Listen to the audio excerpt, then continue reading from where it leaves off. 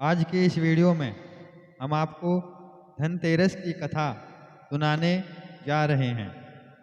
प्रत्येक वर्ष में एक बार धनतेरस का पर्व आता है और इस पर्व पर बर्तन, वस्त्र आदि खरीदना क्यों प्रचलित है, यह सब इस कथा में हम आपको बताएंगे।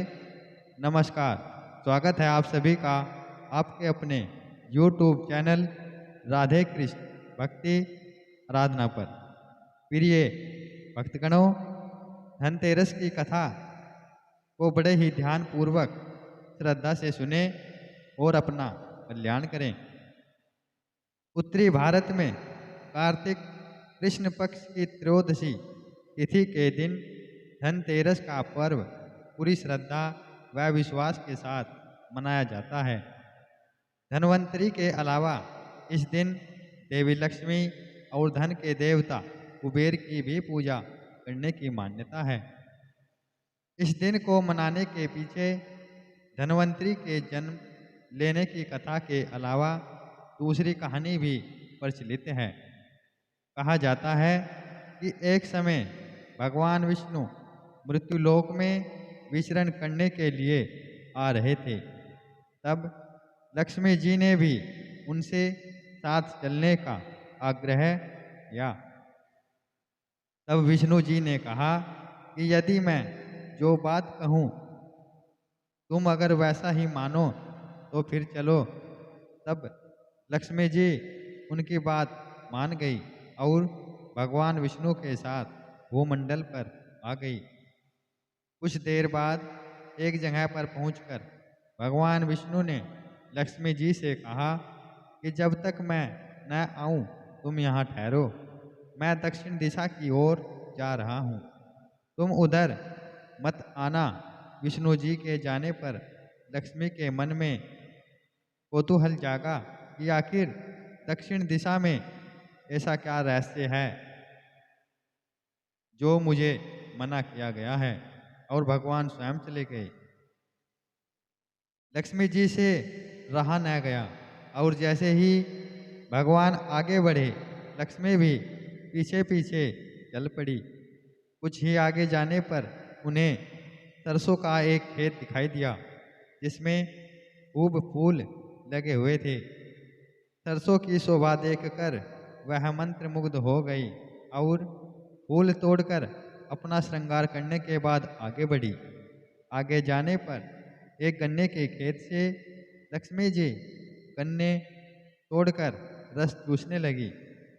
उसी क्षण विष्णु जी आए और यह देख लक्ष्मी जी पर नाराज होकर उन्हें शाप दे दिया कि मैंने तुम्हें इधर आने को मना किया था, पर तुम न मानी और किसान की चोरी का अपराध कर बैठी।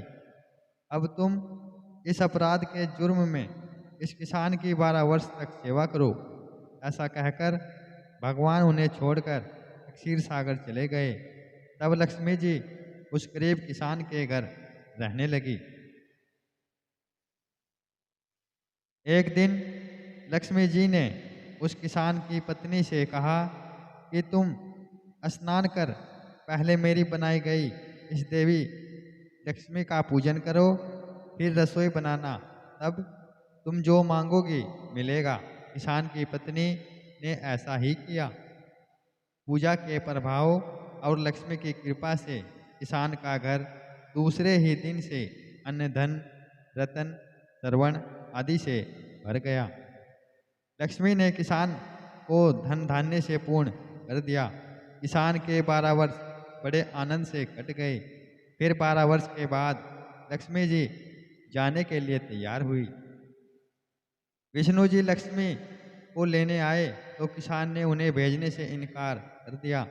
तब भगवान ने किसान से कहा कि इन्हें कौन जाने देता है, यह तो चंचला है, कहीं नहीं ठहरती, इनको बड़े बड़े नहीं रोक सके। इनको मेरा शाप था, इसलिए 12 वर्ष से तुम्हारी सेवा कर रही थी। तुम्हारी 12 वर्ष सेवा का समय पूरा हो चुका है। किसान हठपूर्वक बोला कि नहीं, अब मैं लक्ष्मी को नहीं जाने दूंगा।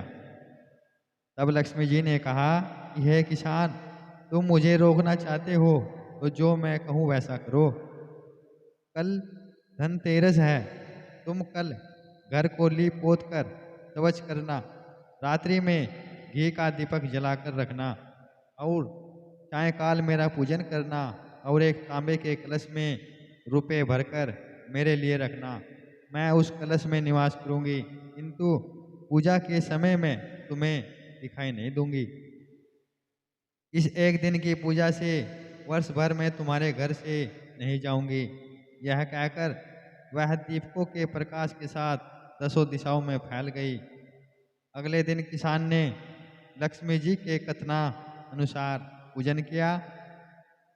उसका घर धन धान्य से पूर्ण हो गया।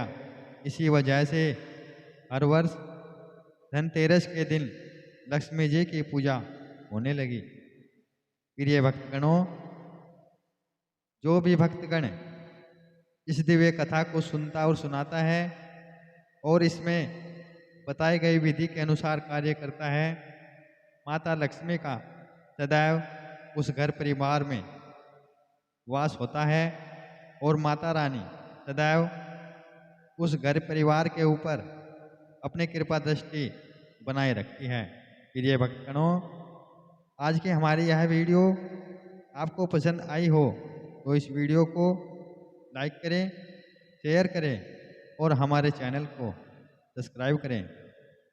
धन्यवाद दोस्तों।